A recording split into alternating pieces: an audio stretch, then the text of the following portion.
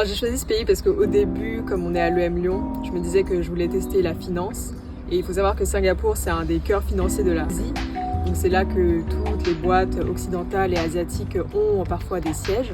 Et aussi, deuxième point, culturellement, c'est d'avoir un compromis justement entre une culture occidentale et une culture asiatique, parce que Singapour, c'est rempli d'expatriés et en même temps, on a une population d'ethnie chinoise qui est très présente quand même et qui est majoritaire.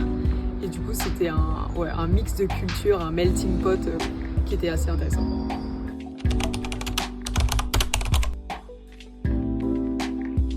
Alors il faut savoir qu'à Singapour, il n'y a pas énormément de choses parce que c'est une ville assez récente qui fête ses 58 ans, une cinquantaine d'années cette année. Donc du coup, au niveau culturel et historique, il y a des choses, mais il n'y a pas vraiment beaucoup de musées. Je dirais que c'est pas la première chose que j'ai adoré faire. Parce que bon, il y a une culture, il y a une histoire, mais c'est très restreint.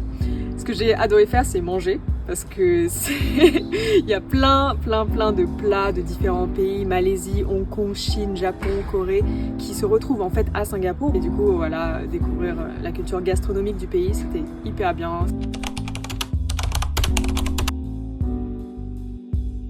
Singapour, c'est une ville hyper jeune, donc il y a beaucoup de boîtes.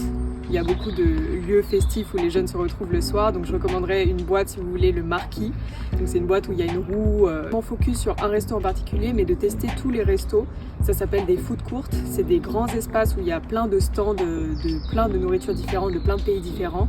Et en fait, l'objectif c'est de se promener stand par stand et de découvrir justement l'ensemble des plats proposés par Singapour.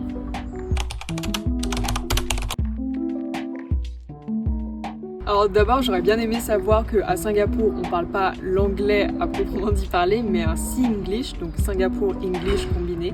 Et en fait, le Singlish, c'est des onomatopées venant de la Chine, mais aussi des mots qui sont vraiment anglais pour le coup. Mais c'est vrai qu'une fois arrivé au pays, on ne comprend pas très bien les sonorités et on a du mal à comprendre la langue en fait.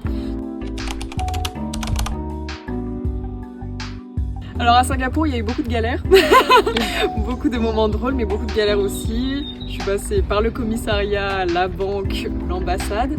C'était des anecdotes assez, culturellement parlant, assez révélatrices parce que j'ai vu que le service bancaire était incroyable à Singapour. La gendarmerie incroyable aussi parce que le niveau de crime est très bas à Singapour parce que la drogue et tout, c'est hyper réglementé, c'est puni de peine de mort, etc.